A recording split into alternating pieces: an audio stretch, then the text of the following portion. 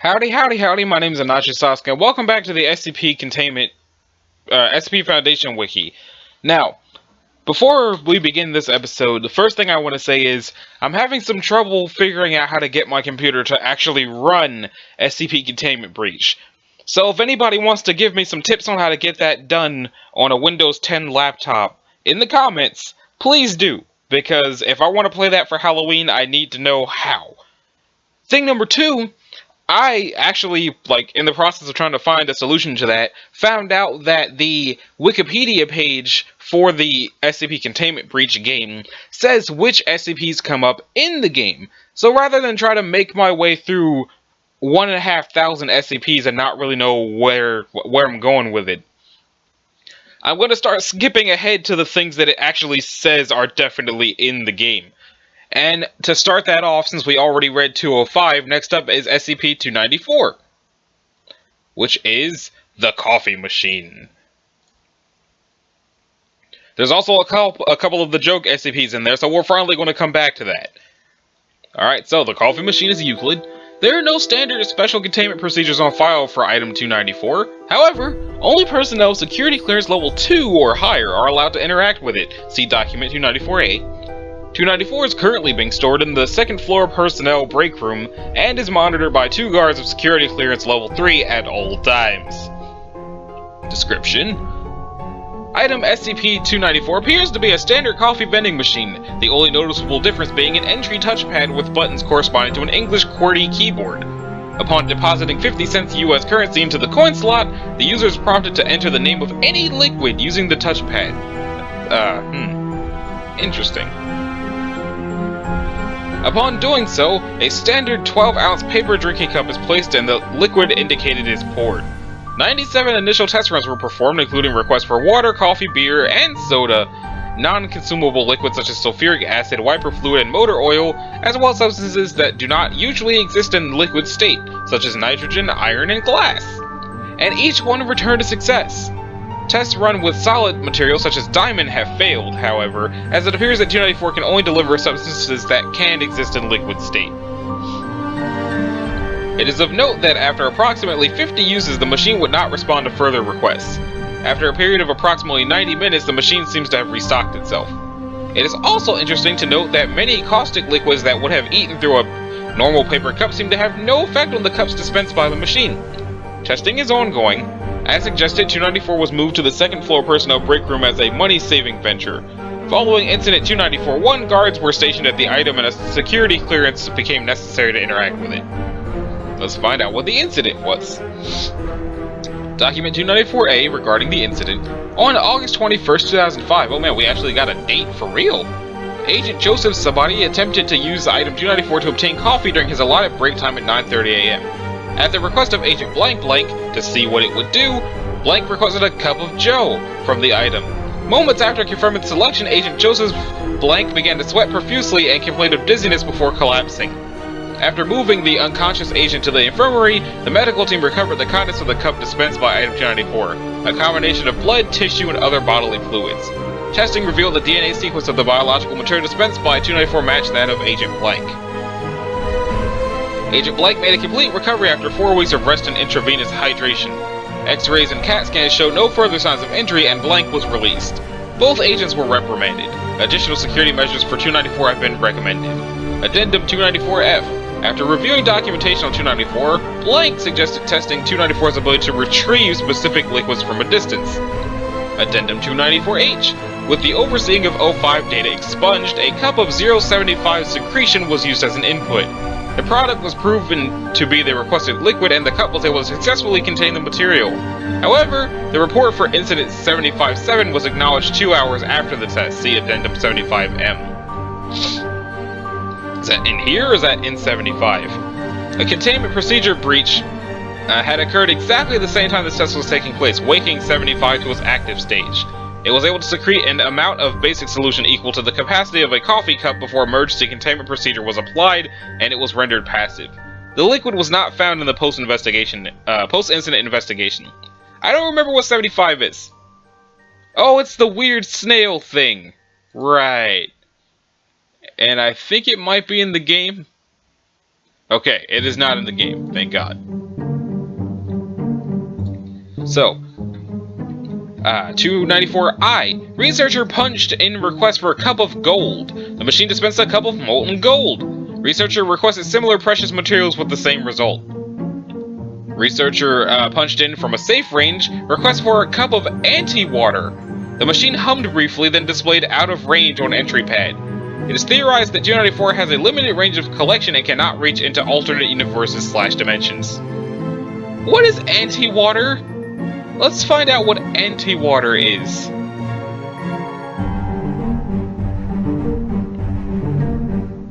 Well, probably not that. Let's see. Let's check Wiktionary.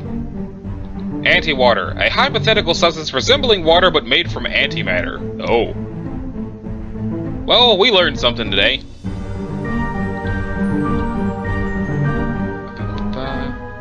Researcher punched a request for diamond. 294 briefly hummed, then displayed out of range on entry pad.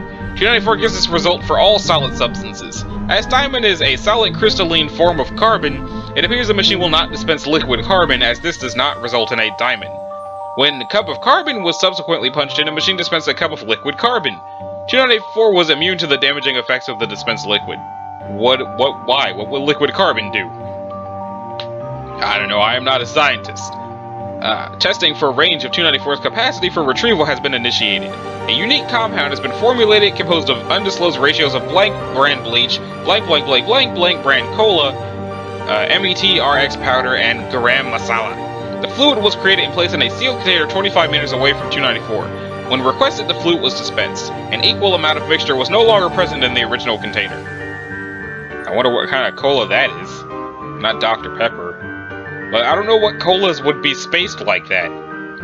Like Coke, Cola, but then what would this be? 294-01. Researcher blankety blank, under observation of level 4 personnel, keyed in a request of the best drink I've ever had.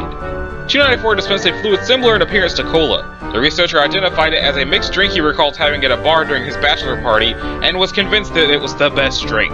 Blank did not know what the ingredients were in the drink besides rum and cola. Further tests are scheduled to ascertain how 294 gathers information. 294-001A. Under the same conditions, Agent Blank, the best drink I've ever had. 294 delivered a dark fluid topped with a white foam, which was later identified as Vienna Lager.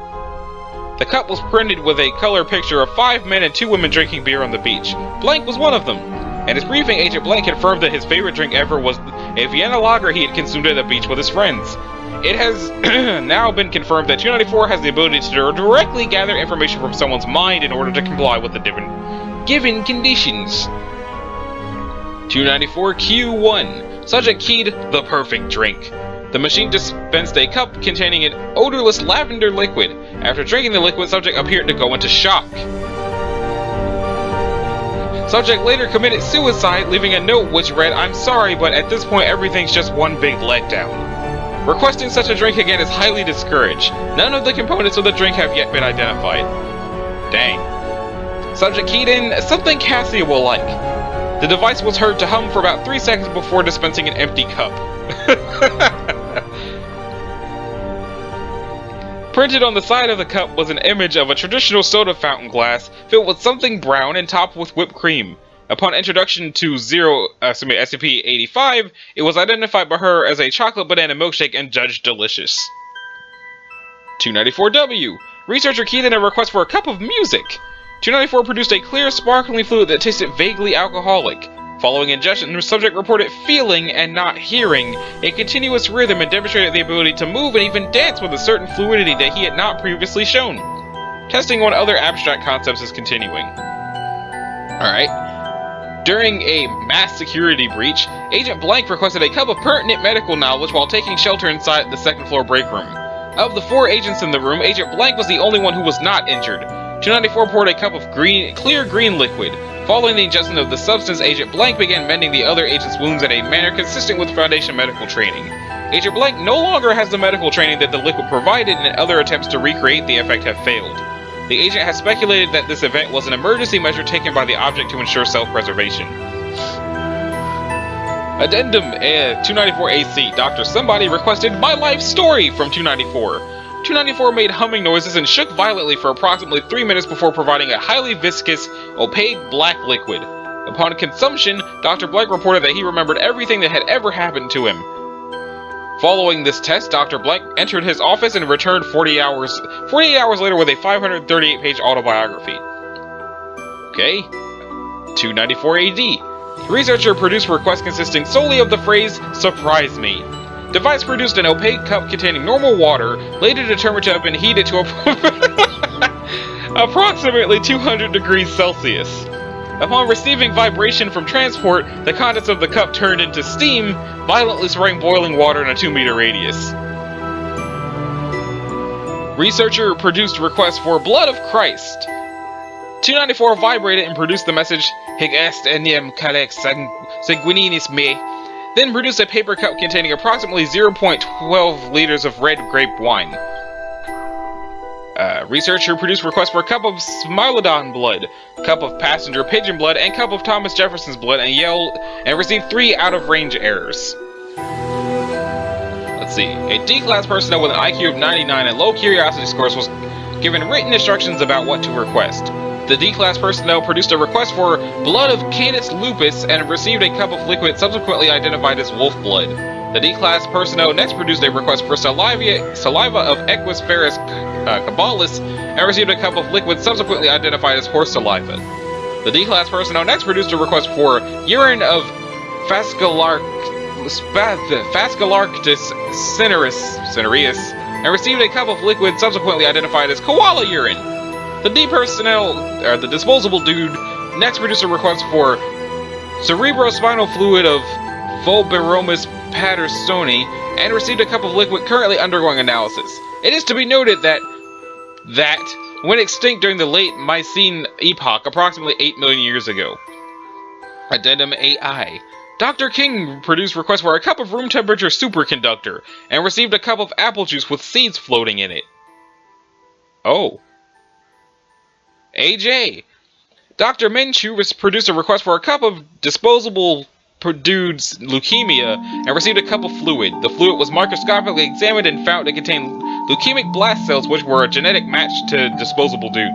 A second request for a cup of the leukemia resulted in out-of-range error. They were subsequently found to be free of leukemia. However, within 15 days, the leukemia had reoccurred.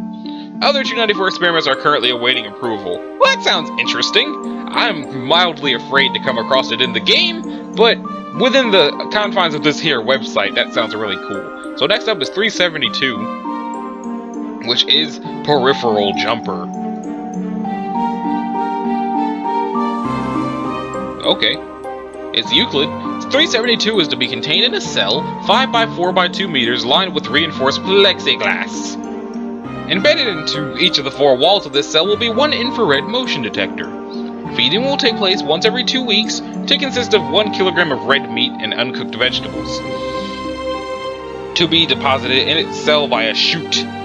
All guards working near 372's cell must wear helmets with cameras mounted in the forehead with live feeds to the nearest guard station.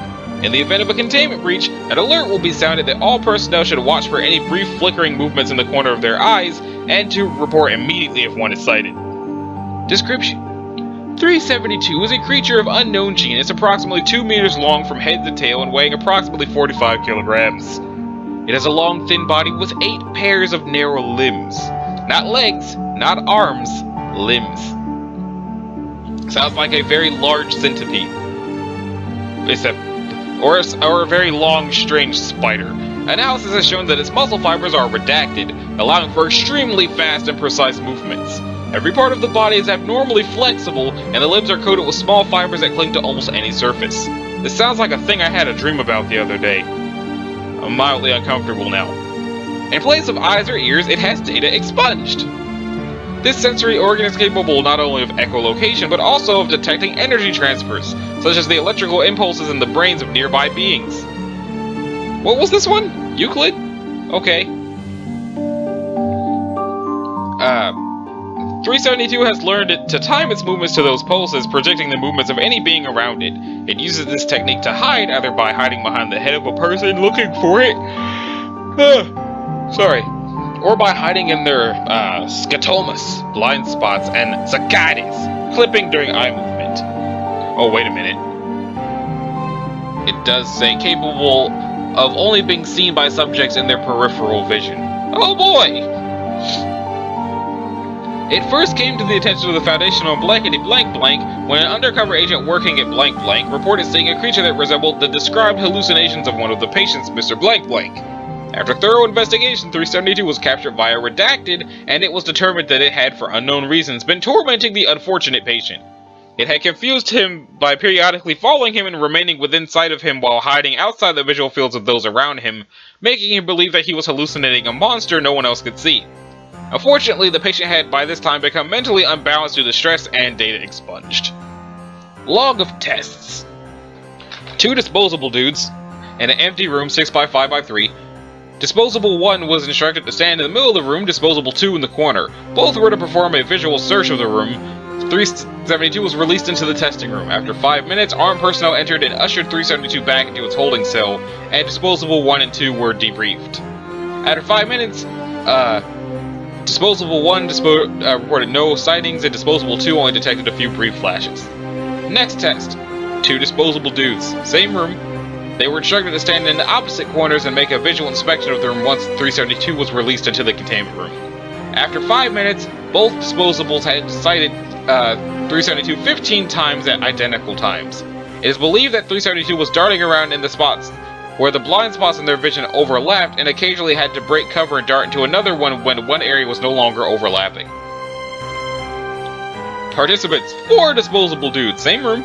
Disposable 1, 2, 3, and 4 instructed to stand in the 4 corners and watch. Approximately 1.5 seconds after it was introduced into the testing area, Disposable 3 shrieked and collapsed, spurting blood from a wound on his redacted that seemed to have spontaneously appeared. Disposable 1, 2, and 4 abandoned their stations and ran for the locked exit. Disposable 4 began pounding on the door before he was also injured, losing 1 blank. Disposable 1 and 2 retreated into one corner, Disposable 1 curling into the fetal position while Disposable 2 stood absolutely still. When the test ended, Disposable 3 had expired, Disposable 4 required surgical redacted, and Disposable 1 and 2 were not physically harmed. None of the surviving test subjects reported seeing 372 at any time.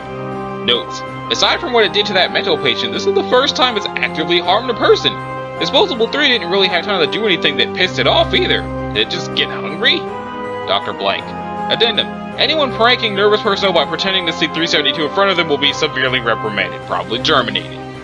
So it sounds like when they put it into a room where it would obviously not be able to hide, it opted to just grievously injure someone so they'd stop paying attention to it.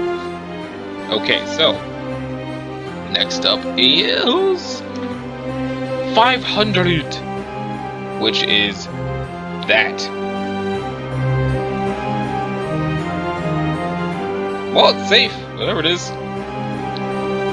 SCP-500 must be stored in a cool, dry place away from bright light. It is only allowed to be accessed by personnel with level 4 security clearance to prevent misapplication. Again, sorry for the yawning, it just sort of keeps happening at inopportune moments. 500 is a small plastic can which, at the time of writing, contains 47 red pills. Is it a can if it's plastic? Because I always thought cans were just metal and plastic is like cups or whatever. 1 pill, when taken orally, effectively cures the subject of all diseases within 2 hours, exact time depending on the severity and amount of the subject's conditions. Despite extensive trials, all attempts at synthesizing more of what is thought to be the active ingredient of the pills has been unsuccessful. Note from Dr. Klein: SCP personnel below level 3 are now banned from handling SCP-500. This is not to be used to cure a hangover. Get AIDS and then ask permission.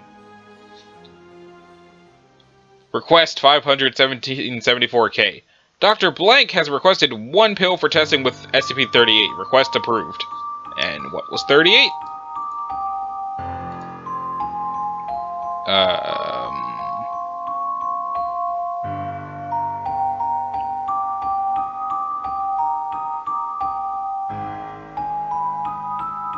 I don't remember this at all, but I know I read it. But it has been in like some months. Dr. Gears has requested 1 pill for testing in SCP-914. We'll get there someday. Approved. Dr. Blank has requested 1 for testing with 253. Denied. Requested 2 for his personal medkit. Denied. 2 pills have been authorized to use with SCP-8. What cell phone? What do you want from me? No. As a result of conducting a series of tests on Class D subjects infected with 8, it appears that even in the most advanced stages of the disease, 1 whole pill will accomplish full recovery. Number of pills is 57 at the time of writing. I think SCP-8 is the zombie virus, so this thing can cure the zombie virus. Addendum 2. 1 pill has been authorized for use with SCP-409. We'll get there someday. 500 was tested on 409 Disposable 5, who was exposed to the effects of 409. Complete recovery accomplished. See Addendum 4091. Number of pills is 56 at the time of writing. Wasn't it 47 at the start? What?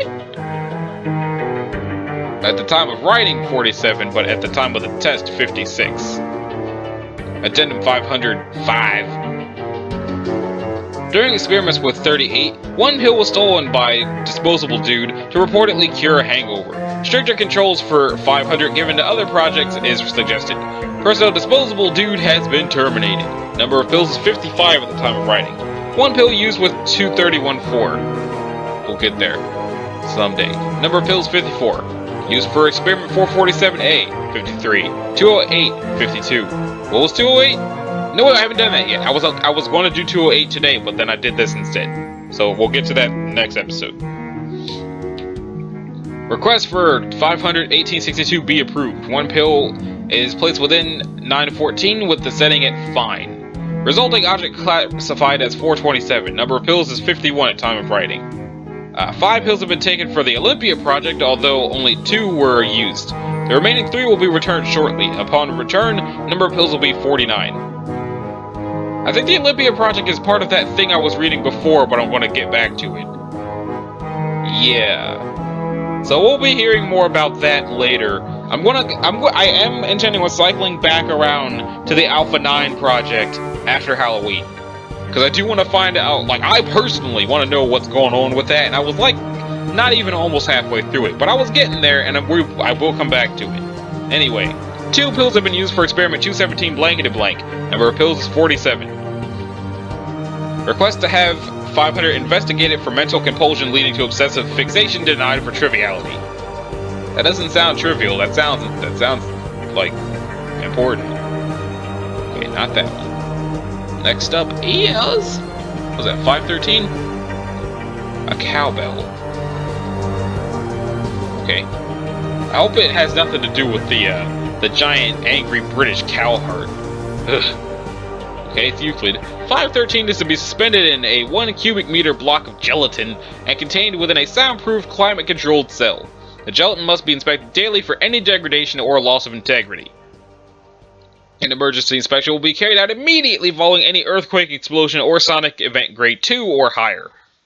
Gotta go fast. Personnel performing the inspection are to wear earplugs and active noise-canceling earmuffs at all times while inside 513's cell. If the gelatin cube shows any signs of degradation, such as rips, tears, splits, liquefaction, or mold, 513 is to be immediately removed and suspended within a replacement cube by a team of surgically deafened... disposable people. No other personnel are to enter the cell during this procedure. Any sentient beings exposed to 513 are to be monitored by at least 2 security personnel at all times. Under absolutely no circumstances may exposure victims be administered sedatives or allowed to fall unconscious. Any victim who does fall unconscious is to be terminated immediately. Disposable dudes are to be terminated at the first sign of mental degradation. All other exposure victims may be terminated at their request. If possible, 513-1 is to be apprehended on sight. Description. 513 physically is an unremarkable rusty cowbell. No marks or engravings are visible on its surface due to the large amount of corrosion. Attempts to remove the rust chemically or mechanically have had no success. 513 was recovered by Agent Somebody while carrying out Containment Reestablishment Procedure MU at Site Someplace. 513's clapper was firmly held in place by several strips of duct tape.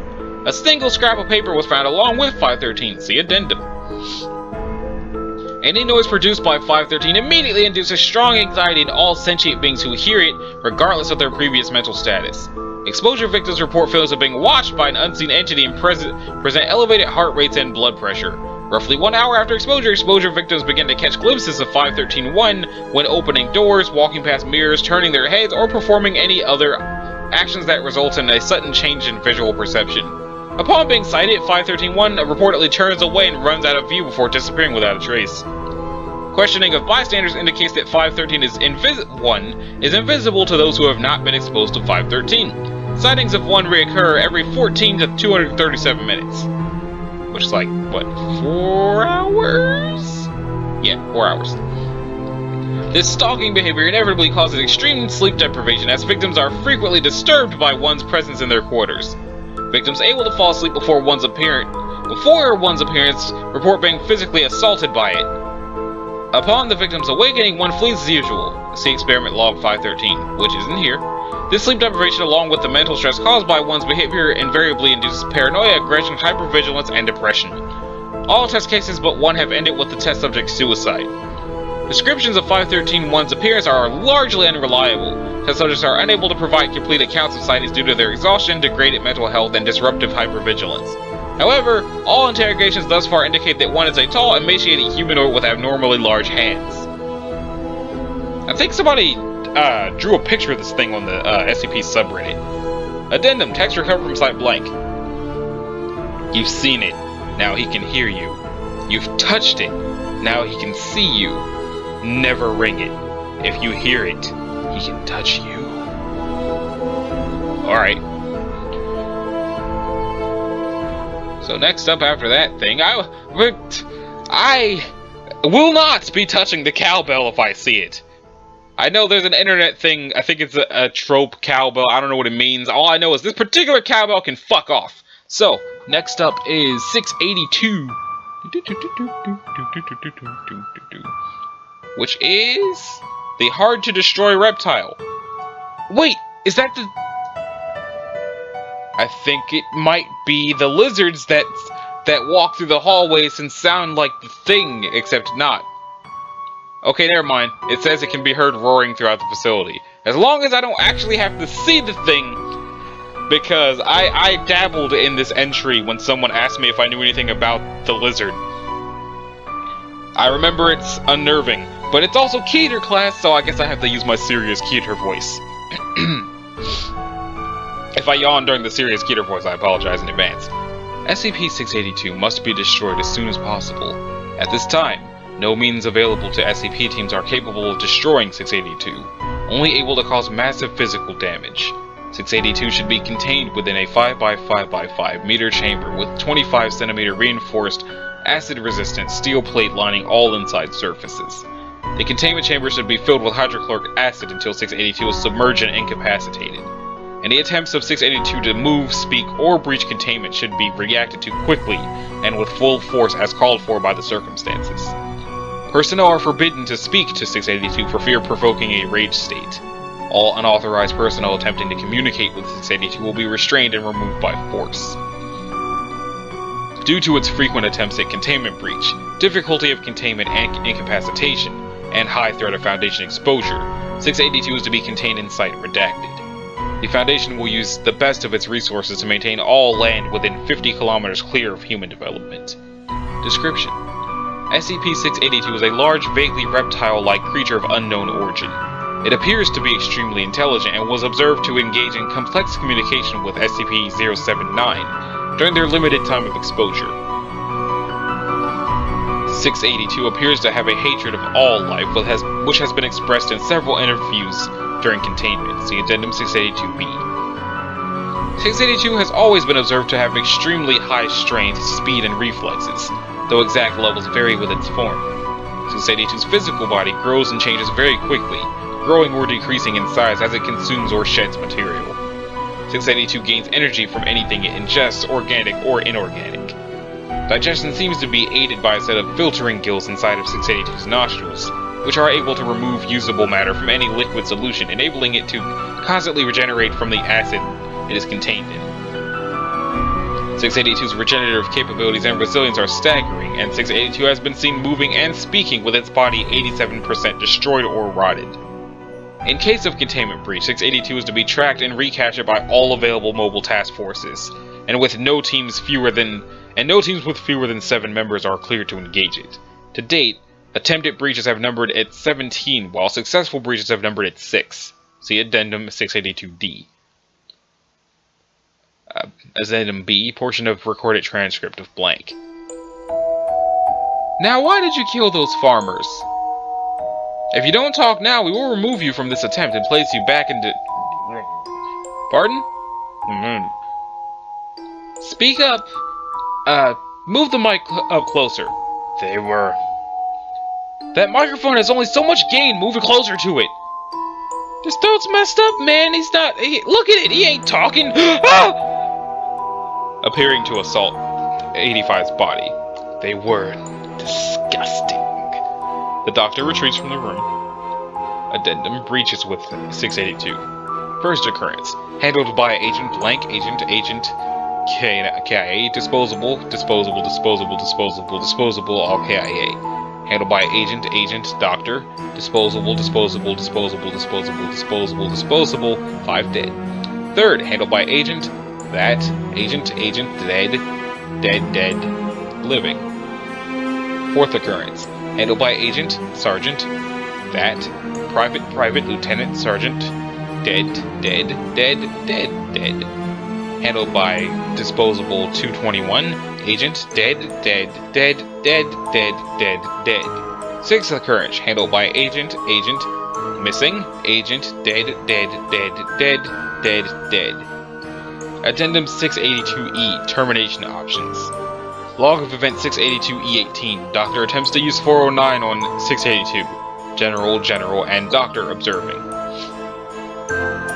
0400, exposure. 682 begins to tear at the point of contact, causing massive trauma to the area.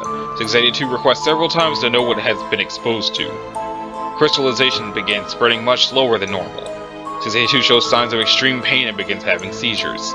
Crystallization stops at 62% conversion. Crystallized area explodes, causing massive physical trauma to 682. 682 recovers from exposure despite the loss of limbs and organs.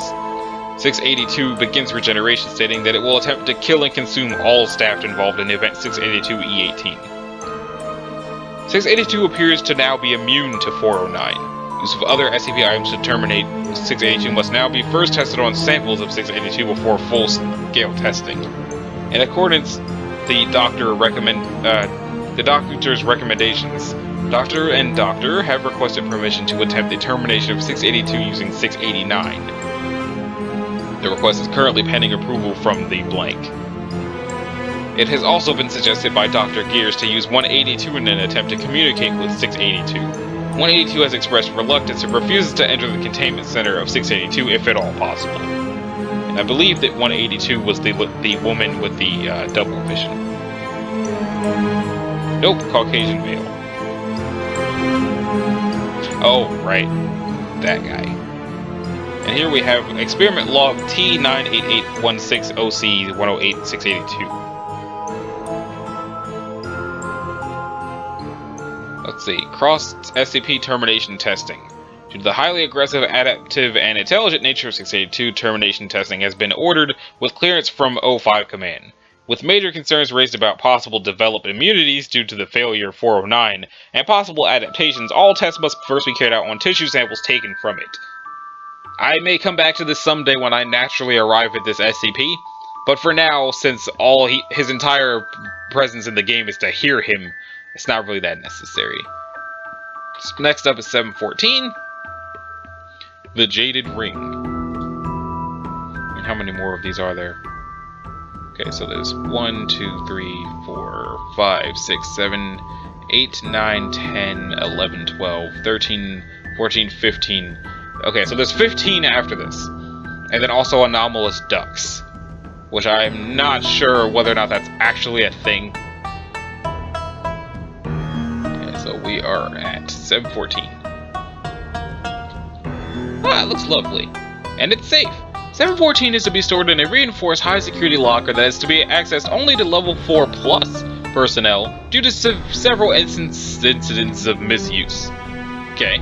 Description: seemingly nothing more than a green jade ring, 714 has been shown to be able to expand and contract to perfectly fit the finger of anyone who touches it, though this is the least important of its properties. 714 only changes size when touched by a new subject. It sounds like the One Ring of Sauron.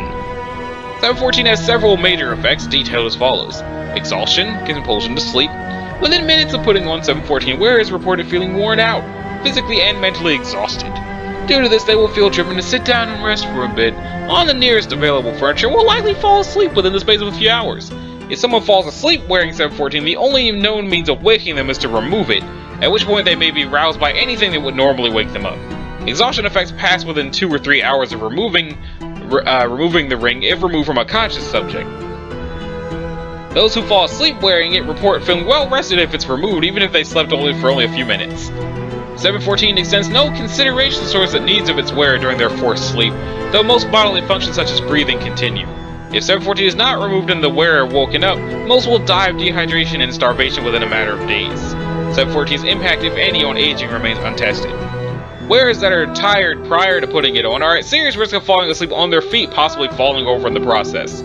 If no furniture or furniture-like objects available nearby, wearers will either stand on the spot they donned 714 or attempt to fashion a resting place out of any suitable materials, cushions, blankets, etc. available. The drive to sleep can be resisted, but requires formidable willpower and self-control on the part of the wearer. Even so, the following effect makes it impractical for field use. Slowed reactions and sluggish movement. Subjects suffer from severely impaired reaction times. A normally sharp, alert, and physically fit subject can have a hard time catching a slow-moving object thrown to them, even if warned and given ample time to prepare. Anyone wearing 714 should not be allowed to operate any heavy machinery or vehicles under any circumstances. Wearers of 714 move much slower than normal, managing an average walking pace at best. Their movements are not physically slower, but they are incapable of exerting themselves. Reduced mental capacity. Seemingly as a part of the mental fatigue, anyone wearing it claims that they think slowly or may even have trouble finding the words to adequately communicate that they cannot think as clearly as normal. The wearer may take a long time to think of an answer to a trivial question, e.g., what color is this red ball? Never mind one that is vague or requires a more complicated response. With removal of 714, mental capacity is restored to normal within a few minutes. Mental shield. As a dubious benefit of seemingly reduced mental capacity, wearers of 714 show abnormally high resilience to mimetic and mental influences, particularly commands or immediate effects. Weaker mimetic influences may be totally nullified by this. In both cases, the wearer feels a strong and instinctive fear of the source of the influence. This fear drives them to immediately seek shelter by any means available, potentially by attempting to destroy the source. The shielding lasts only for as long as it is worn. They are still at significant risk of exposed to any mimetic influences that do not take immediate effect. Exposure to such influences should be handled as normal for the source in question, as the degree of protection afforded by 714 has yet to be fully documented. In addition, normal images and sounds that would cause revulsion, nausea, etc. simply due to shocking or disturbing content have next to no effect on the wearer of 714. The wearer will not even recall seeing them once 714 is removed. Mundane persuasion, such as motivational speeches, has no effect regardless of the speaker's skill or charisma. Chemical tolerance. Just as their minds block mimetic influences, the bodies of 714 wearers slows and nullifies the effects of various chemicals on the body. Fully poisonous or toxic substances are generally not hindered, but those that specifically impede or enhance neural or nervous functions in some way, such as stimulants or sedatives, have very diminished effects. With the removal of 714, this nullification effect expires instantly, whereas may still suffer from standard overdose effects while wearing 714. The manner or manners in which 714 causes its various effects has yet to be discovered, and no unusual emissions of any kind have been detected despite extensive monitoring. If 714 is significantly damaged in any way, such as being broken into 2 or more pieces, its effects will cease immediately. If the pieces of 714 are then placed within close proximity, they will gradually reform back to a whole copy of 714, flowing as if made of liquid. Once 714 is fully reformed, its functions return as if it was never damaged. Grinding 714 to a fine powder did nothing to impede its self-repair behavior either, though the process did take considerably longer. Though the exact nature of this self-repair behavior has not been determined as of this time, it is thought 714 could theoretically recover from complete vaporization. However, due to 714's low threat level, this has been deemed an unnecessary use of resources. Footage sequences of 714 reforming from various states of disrepair are available upon request from Dr. Blank or other appropriate sources. Attempts to track the history and ownership of 714 have proven futile due to the nature of its recovery. Agent Blank reported feeling abnormally drowsy even after several mugs of strong coffee, and was found to be wearing 714 with no memory of having come into possession of it. Agent Blank has been reprimanded as appropriate, and measures have been taken to ensure 714 stays in its locker at all times. The draining effects and compulsion to rest make use of 714 as a protective measure against certain SCPs highly impractical. At this time, 714 is not believed to have any other serious effects beyond the danger of dehydration and starvation if personnel fall asleep wearing 714 as a result of being unable to rouse themselves for sustenance. Experiment notes. Text transcriptions of audio logs compiled by Dr. Somebody. Entry of January the 5th, 2000 something. Or I guess that is May the 1st, 2000 something. So far, all attempts to find the cause of 714's effects have proven fruitless. I don't think I need to emphasize how useful this could be if we could pull it off without the negative effects, but so far, everything we've tried has come up with blanks, hence 714's ongoing safe Euclid classification. We know what it does, but not how it does it. As much as I want to say it's 100% safe, there's something about it that's not quite right about it. Entry on May 12th. Still making very little headway. Trying to acquire data on 714 has given us mixed results. Parts of it date back as far as very early AD, circa 100-200, and are probably from China. Other samples are, relatively speaking, more recent, like it's been made out of multiple pieces that would, without question, a single structurally flawless jade ring. On the plus side, we've had some luck finding out who had owned it before thanks to a string of reports of jade statuettes going missing when a ring matching 714's description was in close proximity to them. What a coincidence, Perhaps 714's curious regenerative and size-changing capabilities stem from, for lack of a better term, assimilating other pieces of jade? Analysis has shown that 714 is much higher density than average jade, but apparently is no heavier. Could some form of extra-dimensional storage, as weird as that sounds? Sure is one way of carrying the weight of the world on your shoulders. Okay, May 27th. Okay, so a bit more luck on the tracking front. It was originally found in the late 1800s, that is, around the 1870s to 1880s. By an archaeologist who traveled around the world seeking jade artifacts such as statuettes and figurines that might be found in tombs or forgotten temples. He was hunting a tomb said to be rich in them. Of course, he eventually found it and entered it, finding only 714 in the term of jade artifacts. Puzzling. Very few historical documents describe anything that matches 714, so it's hard to say how old it really is. Vexing. The archaeologist's personal diaries have not survived the age as well, unfortunately, and his handwriting leaves much to be desired. Though it is difficult to tell whether or not he wore 714 and documented the effects of it whilst it was in his possession, or whether he never considered wearing it. What I can make out is that he quickly disposed of the ring after a number of his collection pieces went missing after spending the night in proximity to the ring with no signs of break-in or theft. Alright, that's interesting. So, next up after that would be 860. So let's see what 860 was going to be, because we'll do that in the next episode. But 860 is going to be the blue key. Well, how long is it? Nah, it's not that long. We can do that one. Wait! What are these? These are whole other pages. Okay, we will do the blue key in the next episode. So, this has been Nacho Sasuke. This is episode... Well, this would be episode 47 of Let's Read the SCP Containment Wiki, but I'm not 100% if I should count these as numbered since they're out of order. There's a lot of episodes I don't know whether or not I should have numbered them.